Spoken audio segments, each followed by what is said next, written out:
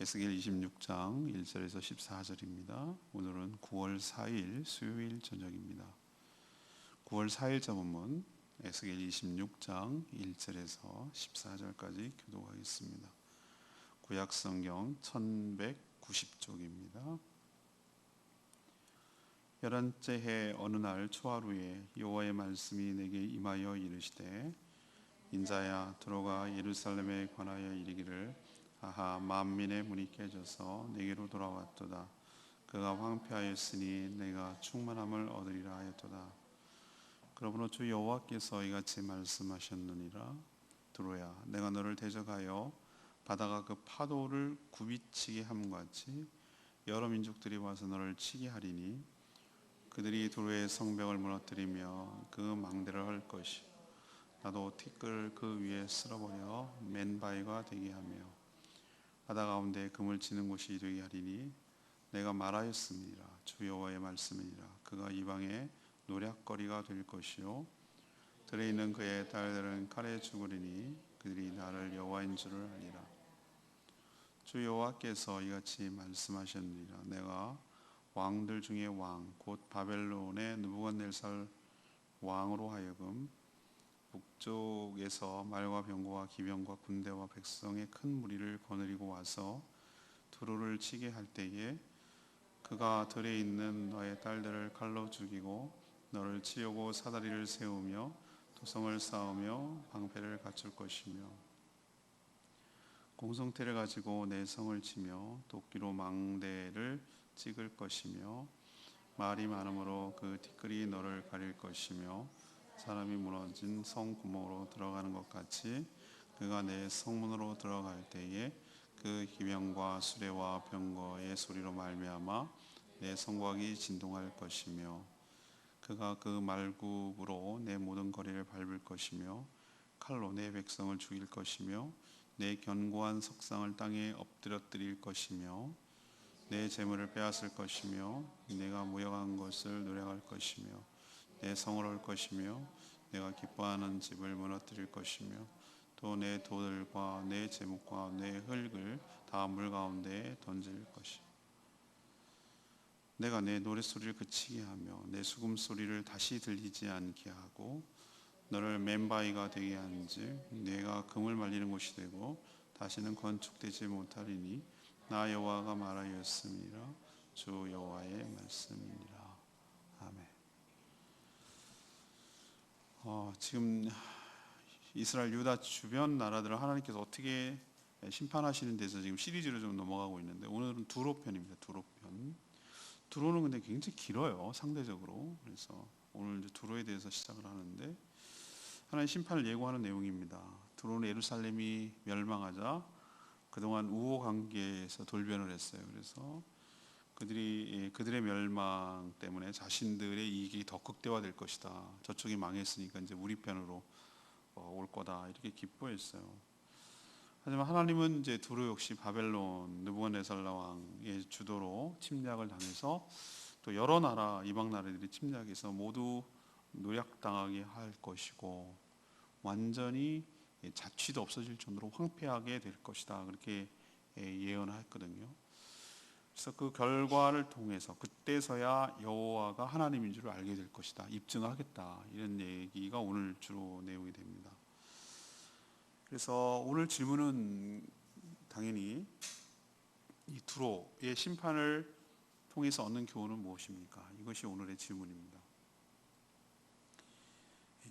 첫 번째로 2절 말씀을 보면 남의 불행을 이용해서 남의 불행을 이용하려고 하는 자는 심판을 받는다는 것을 우리에게 가르쳐줘요. 오늘 1절에 11째 해라고 표현했잖아요. 11째. 여호와김이 사로잡힌 지 11년째라는 뜻이에요. 끌려갔거든요. 포로로. 그게 이제 주전 586년. 586년은 상식적으로 외워둬야 될 해예요. 그 해 바로 예루살렘이 함락돼서 3차 침입으로 유다 나라가 멸망하는 해이기 때문에 주전 586년은 굉장히 의미가 있는 해입니다. 바로 그 11째가 바로 몰락하는 해예요. 그 망하는 해. 유다의 멸망을 누가 지켜봤겠죠? 주변 나라들이 다 봤겠죠. 주변 나라들이 다 봤을 텐데 이 유다의 멸망을 지켜본 그 두로라는 나라는 지중해 해안을 끼고 주변에 있는 섬들과 해안을 중심으로 세워진 국가입니다. 근데 두로는 오늘 2절에 뭐라 하고 그랬어요? 2절에 감탄사를 쓰고 있죠. 아하, 여기서 아하는 감탄사예요. 아하, 만민의 문이 깨져서 내게로 돌아왔도다. 그러니까 예루살렘의 멸망을 만민의 문이 깨졌다. 그가 황폐해졌다. 근데 그래서 내가 충만함을 얻게 됐다. 이 얘기거든요. 이게 무슨 뜻입니까? 유다의 멸망 때문에 자신들이 흥할 수 있는 아주 좋은 기회가 왔다. 그렇게 말하는 거예요. 우리로 실감나게 표현할까요? 두 라이벌 피자집이 있어요. 그 옆에 집 피자집이 무슨 일로 뭐 강도를 만났지 불이 났든지 불났다고 칩시다. 그래갖고 불 타서 싹 탔어. 없어졌어요. 그러면 옆집 경쟁 관계에 있던 피자집 사장님 어떤 말을 하죠? 표정 관리를 하겠죠. 근데 속내는 딱 이렇게 말하는 거야. 아하, 그럴 거예요. 그죠? 이제 저쪽으로 가던 손님들 다 이쪽으로 오겠구나. 이제 우리가 부자가 되겠구나. 우리가 이제 대박 나겠구나. 이런 거랑 지금 비슷한 상황이에요. 자, 예루살렘을 만민의 문이라고 표현했잖아요. 만민의 문이 무슨 뜻입니까? 여러 만민이라는 것이 뭐 만 명입니까? 그건 아니죠. 여러 사람들이 드나드는 뭐 게이트, 문이란 뜻이잖아요. 이 얘기는 뭐죠? 지금 예루살렘이 어디냐면 북쪽 대각 X자 방향으로 했을 때 딱 중심에 있는 거예요. 이쪽 오른쪽으로 가면은 뭐 시리아, 뭐 페르시아 이쪽에서 내려오는 거. 저 이쪽으로 아래로 내려가면은 뭐 에돔, 뭐 이쪽 아라비아 이쪽으로 가면 또 애국에 내려가는 거, 그죠? 완전히 그 X자 육지에서는 굉장히 중심. 그래서 솔로몬이 중개무역을 통해서 엄청난 부를 누린 것처럼 모이는 곳이란 말이죠. 사람이 드나드는 곳이. 그래서 솔로몬이 이런 이점을 이용해서 중개무역을 통해서 엄청난 부를 얻었는데 두로는 어떤 것을 이용했냐면은 해상무역을 이용했어요. 내일도 묵상하고 모레도 묵상하는 내용이 뭐냐면은 지중해의 해안가에 있는 도시니까 지중해에 완전히 다니는 모든 배는 글로 다 오는 거야. 육지에 닿기 위해서. 어디서부터 오냐? 다시스부터. 다시스는 지금의 스페인입니다. 스페인에서부터 배가 지중해를 끼고 지금의 그리스, 로마, 터키 뭐 이런 모든 나라들이 다 일로 무역하러 오는 거예요. 무역 와서 거기다가 내려놓고 또 다른 거 사가고 뭐 이런 거예요. 그러니까 두로가 어떻게 해서 부자가 되는지 알겠죠? 둘은 경쟁 관계에 있기도 하고 때로는 우호적 관계도 있었어. 서로 협력할 건 협력하고. 왜? 서로 필요한 것들이 있으니까. 우리와 일본하고 아주 비슷해요. 그런 관계예요. 그래서 우호 관계 있기도 하고 때로는 경쟁 관계 있기도 하고. 근데 유다가 바벨론에 멸망당하자 무슨 생각을 합니까? 아싸 잘 됐어. 이 표현이에요. 아하, 이 표현은 그거예요. 우리로 하면은 이제 멸망을 당했으니까 자신들만이 독보적인 반사이익, 쟤네들이 망했으니까 반사이익을 얻게 될 것이라고 기대하면서 내심 좋아하고 기뻐하는 모습을 볼 수 있어요. 근데 3절에 그러므로라고 표현하는 건 뭐죠? 니네가 그렇게 좋아하고 충만함을 얻으리라고 니네가 말함으로 뜻이잖아요. 여호와께서 말씀하신데 두로야 너 잘 들어.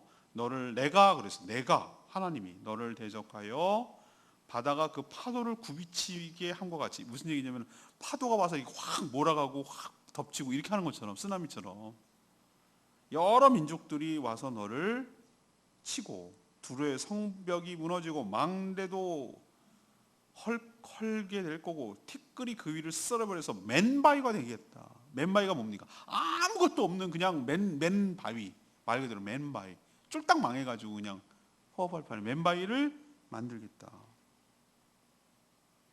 여기서 우리가 얻는 교훈이 뭡니까? 이번 주일날 설교가 있잖아요. 지금 기도하고 있는 중에 종합부로 가야 되겠다. 여러 나라의 케이스가 왜 망하나 라고 하는 것을 케이스로 해서 사례를 얘기함으로써 하나씩 우리 짚고 넘어가야 되는데, 이 두로에 관해서는 어떤 부분이 영역이 들어가냐면은 당연히 남이 잘 되는, 남이 망하는 꼴을 보고 좋아하고 기뻐하는 거 하나님 기뻐하지 않는다. 남이 망하는 거를 보고 잘 됐어, 이제 우리의 이득이 올 거야 라고 말하는 거 하나님 기뻐하지 않는다.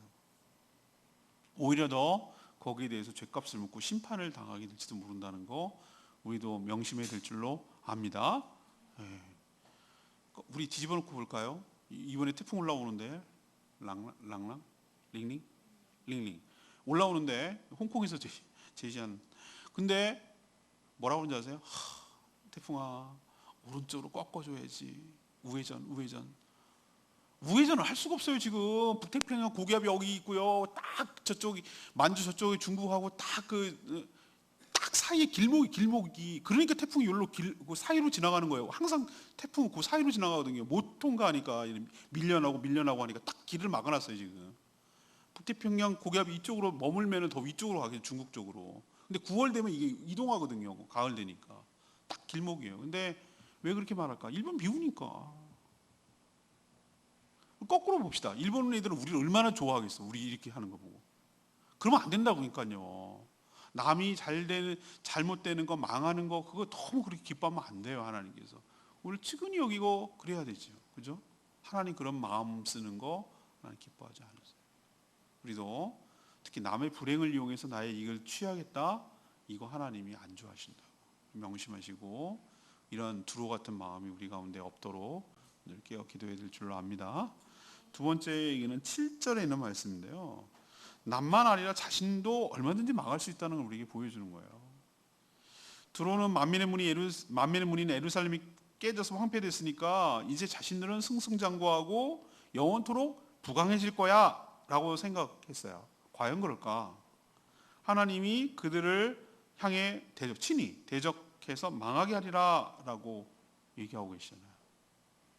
자신이 택한 백성인 유다도 지금 망하게 하는데, 그렇죠? 예루살렘이 함락됐다는 얘기는 북이스라엘은 이미 진즉에 망했고 남쪽 나라 유다 지금 망한다는 얘기인데, 유다도 지금 망할 판인데 이 두로 심판하는 건 일반이에요. 누구를 동원하는가? 7절에 보니까 누굴 동원하죠? 당시 최강국 나라 중에 나라, 왕들 중에 왕, 바벨론의 느부갓네살 왕을 동원시켰어요. 유다가 망하는 게 이 나라 때문이거든요. 근데 이 두로 너도 여기 망할 거라는 거예요. 엄청난 군대를 몰고 오는 게 보입니까? 7절, 8절, 막 9절 보세요. 전쟁하는 모습이 보이잖아요. 북쪽에서 말과 병과 기병 군대 큰 무리 데리고 와서 널 치는데 네 딸들을 칼로 죽이고 사다리를 세우고 토성을 쌓고, 왜? 건너가려고. 흙으로 성을 쌓아가지고 넘어가게 하려고. 방패를 갖출 거고, 공성태는 뭡니까? 커다란, 우리 옛날 전쟁 나오면 아주 문 부시려고 커다란 기둥 같은 거 와서 문 탕 치는 거, 공성태. 네 성을 치며 도끼로 망대를 찍을 것이고, 말이 많음으로 그 티끌을 막 먼지가 날리니까 티끌이 막 너를 가릴 것이고, 사람이 무너진 성구멍으로 들어간 것이 그가 내 성문으로 들어갈 때 기병 술의 병거 소리로 인해서 성곽이 등등등등등 이렇게 울리게 될 것이다. 우와, 이거 전쟁 보는 것 같지 않아요? 막 이건 미래 일입니다. 지금 미래 예언하는 건데, 마치 다 보고 영화 보고 우리로 치면은 그 기록 영화 뉴스 보듯이 이렇게 지금 그리고 있잖아요. 전리품 다 챙겨갈 거고, 밟을 거고, 석상을 깨트리고 죽일 거고, 막 이런 얘기 하잖아요. 근데 느부갓네살 왕이 딱 치고 나니까 만만하게 보이겠죠? 그러니까 5절에 뭐라고 그랬어요? 이방의 노략거리가 될 것이요. 여러 나라들이 뭐 하는 거예요? 너도 나도 이제 와가지고 이제 다 쓸어가는 거예요. 싹 쓸어 먹는 거예요. 뼈도 안 남게. 사자가 먹고 나니까 하이에나가 와가지고 또 뼈도 줄이고, 독수리가 와가지고 다 뜯어먹고, 뭐 이런 식으로 싹 쓸어간다.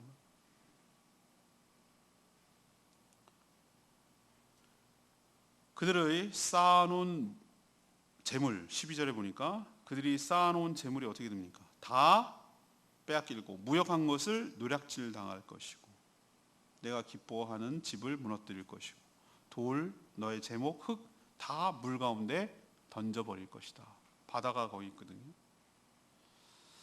어리석은 인간은요, 남의 불행을 보면은, 제가 늘 그런 표현을 썼나요? 우리는 영화나 드라마를 너무 많이 봤다고, 자기는 주인공인 줄로 안다고.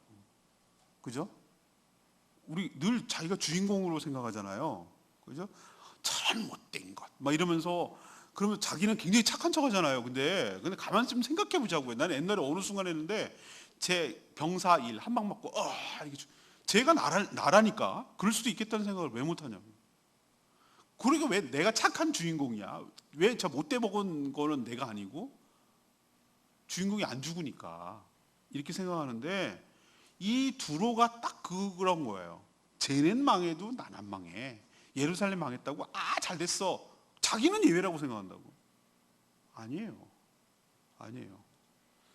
남의 불행을 보면 자신이라고 예외라고 생각하는 그 자도 하나님이 대적하시면 그 어떤 강한 나라도 감당하지 못할 것을 우리도 기억하고 늘 하나님 앞에서 겸손하게 살아가야 될 줄로 믿습니다. 아니면 우리도 얼마든지 그럴 수 있다는 생각을 늘 가져야 되는 것이에요. 남 얘기처럼 얘기하면 안 된다. 내 얘기라고도 생각을 해야 되는 것이죠. 세 번째는 14절에 있는 말씀이거든요. 하나님의 심판은 반드시 임한다는 거, 그리고 완벽하게 임한다는 걸 보여주는 거죠. 하나님의 말이 허풍이 아니죠. 그냥 겁만 주려는 것도 아니고 과장도 아니고 말하신 그대로 실현되는 거예요. 그래서 무섭고 무게가 있는 거예요. 하나님은 두로의 심판과 멸망을 지금 예언하고 있는 거예요. 이거 본 것처럼 얘기하는 거 아니에요. 근데 마치 다 지난 일을 목격한 것처럼 너무나 생생하게 묘사하고 있다는데 충격을 받는 거예요. 바벨론 군대가 침략해서 어떻게 몰락시키는지 7절부터 아까 쭉 설명했듯이 영상처럼 지금 설명해 가고 있어요. 단순한 패배가 아니라 완전한 몰락을 이야기하고 있어요. 그렇게 중개무역을 통해서 부를 축적하고 문화를 향유하던 그런 나라였는데 맨바위가 된다. 이게 상징적인 표현이거든요. 맨바위가 된다. 이게 뭔 말이죠? 완전히 다 쓸어 없어지고 그냥 바위 하나 덩그라니 남는. 그리고 아주 조롱하는 말이죠. 금을 말리는 장소가 될 것이다. 그 맨바위에다 금을 거기 해안가니까. 그리고 다시는 뭐하지 못할 것이다. 14절에 건축, 재건되거나 또는 다시 회복되지 못할 것이다. 근데 실제로 그렇게 됐어요. 지금 흔적도 없어요. 고대 흔적이라도 좀 있어야 되는데 없어요. 지금도 세상의 모든 나라의 흥망성쇠를 하나님이 주관하고 계신 줄로 압니다. 이미 하나님은 세상의 심판을 예고하셨어요. 근데 지금도 사람들은 뭐라고 얘기하죠? 설마 그러면서 마치 그런 일은 없을 거라고 불신하면서 여전히 거역하면서 사는데, 하나님이 말씀을 통해 예수님께서 직접적으로 예고하고 알려준 것, 다니엘서를 통하여 요한계시록을 통해서 예언됐던 수많은 이야기들이 지금도 생생하게 기록되어 있어요. 우리가 명심해야 될 건 심판은 반드시 하나님이 예고한 대로 온다. 그리고 확실하게 온다. 분명하게 온다라는 것을 우리도 기억하고 삶과 심판을 대비하고 조심하면서 살아가는 저희들 되기를 원합니다. 전 2절의 말씀이 만민의 문이 깨져서 내게 돌아왔도다. 그가 황폐하였으니 내가 충만함을 얻으리라 하였도다 라고 표현하고 있어요. 중개무역이라는 경쟁관계에 있었던 예루살렘이 몰락하니까 이제는 자신들이 그 반사 이익을 얻게 될 것이라고 기대하면서 반색하고 좋아하는 두로의 모습을 이렇게 묘사하고 있는 거예요. 만민의 이렇게 우리도 그러죠. 아이쌤 동이다 잘 됐다 막 이런 이 경쟁업체가 망하면은 이들의 이 탐욕스러움, 이들이 얼마나 예루살렘을 껄끄럽게 생각하고 이런 식으로만 생각했는지에 대해서 잘 보여주고 있는 거죠. 교만함, 뭐 이런 것들이 잘 드러나고 있어요. 남의 불행이 나의 즐거움이 되어서는 정말 곤란합니다.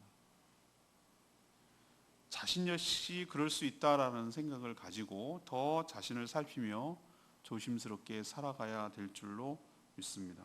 특히 더 남의 불행을 즐거워하는 것도 문제인데 남의 불행에 편승해서 이익을 취하려고 하는 태도, 남의 불행이 곧 나의 이득이야 라고 생각을 하고 경쟁업체가 쓰러지는 거 좋지 않아요.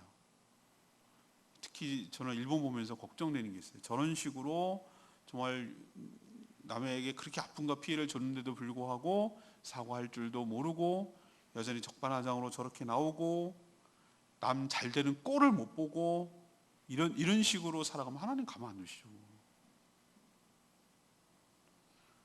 나라도 그렇고 개인도 그렇고 모든 것이 그렇습니다. 우리도 삶과 조심하며 살아가는 저와 여러분 되기를 소망합니다. 이번 주일날 여러 나라들을 유형을 살펴서 지금 설교 구성이 그거예요. 여러 나라들이 왜 하나님께서 치실 수밖에 없는, 주로는 남의 불행을 이용해서 나의 이익을 취하려고 했던 케이스예요. 그거에 대해서 다시 한번 언급을 하고, 그럼 모압과 암몬은 어떤 케이스, 블레셋과 에돔은 어떤 케이스, 뭐 이런 케이스별로 해서 우리가 인간관계에서 어떻게 대해야 되는지에 대해서 다시 한번 정립을 해야 되겠다라는 생각을 지금 하고 있어요. 그래서 내일 그렇게 작성하고 주일날 다시 또 말씀드리도록 하겠습니다. 정리해 볼까요? 오늘 두로에 대해서 얘기했는데, 두로의 이 심판을 통해서 얻는 교훈이 뭐냐, 이게 이제 오늘 질문인데, 첫 번째는 뭐죠? 이게 가장 핵심되는 건데, 남의 불행을 자신의 유익으로 이용하려고 하는 자는 하나님이 기뻐하지 않으신다. 우리는 하나님 은혜로 살아가는 법을 배워야 될 줄로 압니다. 이 은혜로 살아간다는 게 뭐죠? 남을 누르지 않아도, 남을 불행해지지 않아도 하나님이 걔네랑 상관이 없이 하나님께서 특별하게 축복해 주시고 부어주시는 축복이 있게 될 줄로 믿습니다. 그러니까 상대를 미워할 이유가 없고요, 경쟁할 이유도 없고요, 상대를 없애버려야 되겠다는 생각을 할 이유가 없는 거예요. 근데 그게 아니라 세상에 하나님이 없다고 생각하니까, 하나님이 없다고 생각하면 어떻게 되겠습니까? 쟤보다 내가 우위에 있어야 돼, 쟤보다 뭐가 뛰어나도 뛰어나야 되고, 업적을 더 남겨야 되고, 쟤보다 더 좋은 평가를 받아야 되고, 업적을 쌓아야 되고, 이런 것 때문에 경쟁을 하게 되고 남을 의식하게 되고 이렇게 되는 거예요. 제 말 이해하시죠? 하나님이 없다고 생각하면 그렇게 된다고요. 그러니까 하나님을 있다고 생각하고 살아가는 사람과 없다고 생각하는 사람의 그건 단순히 그냥 믿음의 문제가 아니라니까요. 내 삶에 영향을 미친다니까요. 얼마나 영향을 많이 미치겠어요. 하나님 있다고 생각하는 사람, 하나님이 나의 모든 축복을 주관하시고 주신다고 생각하는, 그렇게 살아가는 사람한테과 내가 한 만큼 얻는다고 생각하는 사람하고는 삶의 차이가 하늘과 땅 차이예요. 그래서 제가 입버릇처럼 얘기하는 게 무슨 뜻인지 여러분 알아듣는지는 잘 모르겠는데, 하나님의 은혜로 살아가는 법을 배워야 가야 된다 라는 게 뭔 말인지 좀 이해를 하시고 사셨으면 좋겠다. 은혜 없이면, 은혜 아니면 살아갈 수가 없는, 그게 뭔 말인지 가사를 곱씹고 또 곱씹고 잘 생각하고 그 말씀대로 살아갔으면 좋겠어요. 오늘 보세요. 남의 불행을 이용해서 기뻐할 뿐만 아니라 망했으니 우리가 이제 잘 될 거야 라고 말하는 두루를 하나님 가만 안 둔다. 남만 아니라 자신도 얼마든지 망할 수 있다는 것을 기억하고, 남의 얘기하든 나만 아니면 돼 이런 식의 태도는 옳지 않다는 거. 하나님의 심판이 내리면은 뭐 그냥 좀 손해보는 정도가 아니라, 보세요, 하는 거 보세요. 망해도 이렇게 망할 수가 있나? 부자가 많이도 3년은 간다는데 뭐 싹 쓸어 먹었어. 싹 쓸어 먹고 맨 바위가 되고 금을 말리는 곳으로만, 거기가 그런 곳이었어? 지금은 그런 곳이었어? 라고 지금 얘기하고 있죠. 옛날에는 얼마나 부귀영화와 찬란한 문명과 문화를 만들었는데, 예를 들면 뉴욕 같은 곳이 말이에요, 싹 없어져 가지고 인디언이 살던 데 오오 하고 막 인디언이 살던 곳, 옛날에 금을 말리는 곳이 자유의 신상, 거기 그 섬에다가 금을 말리는 곳이 된다. 이게 상상이나 되겠어요? 그렇게 되게 만드는 거죠, 지금 하나님께서. 하나님을 대적하는 거예요. 그러니까 여러분도 너무 좋아하지 마시고, 너무 막 안타까워하지 마시고, 너무 막 초조해하지 마시고, 하나님 은혜로 살아가는 법을 배워가는 저와 여러분 되기를 소망합니다. 오늘 말씀 붙들고 기도하기 전에 859장, 아까 부르던 찬양이죠. 찬양이 859장 부르고 기도하겠습니다.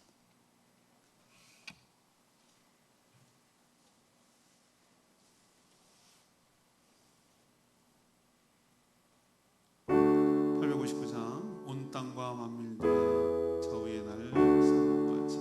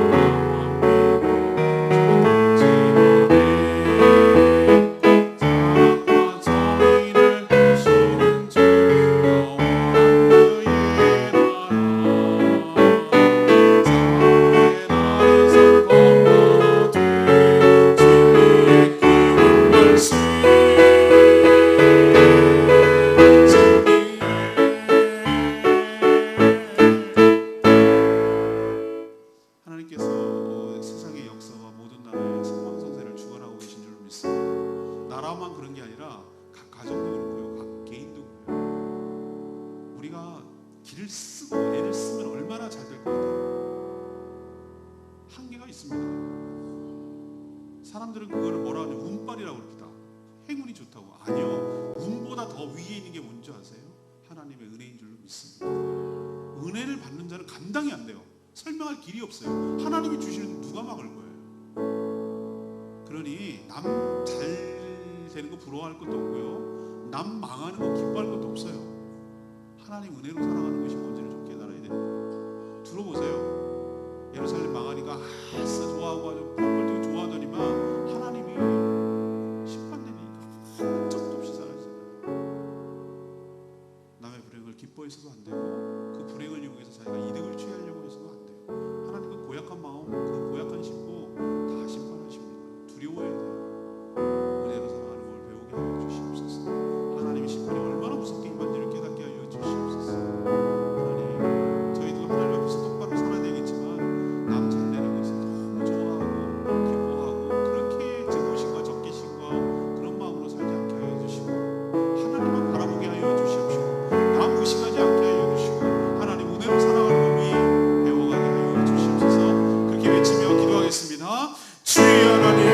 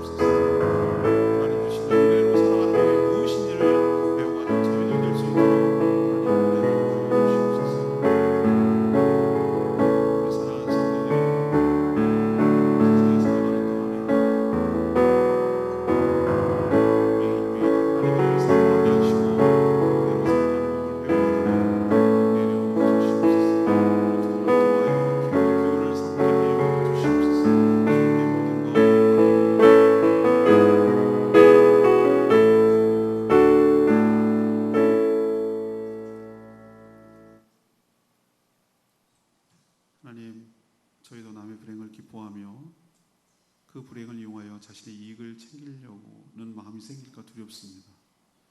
하나님이 택한 유다도 심판하셨다면 이방 나라인 자신들은 더 할 수 있음을 깨달았어. 남의 불행을 보면 자신을 더욱더 살피며 돌아보는 저희들 되게 하여 주시옵소서. 자신도 얼마든지 하나님 무서운 심판을 받을 수 있는 존재임을 깨닫게 하여 주시옵소서. 하나님의 예언은 결코 허풍이 아니며 반드시 실현될 줄로 믿습니다. 그러니 더욱더 두렵고 떨림으로 살아가게 하여 주시옵소서. 이 모든 사실을 통하여 하나님이 온 땅의 주인이시고 주권자이심을 믿는 저희들 되게 하여 주시옵소서. 주님께 모든 것 맡겼고 예수 그리스도의 이름으로 축복하며 기도합니다.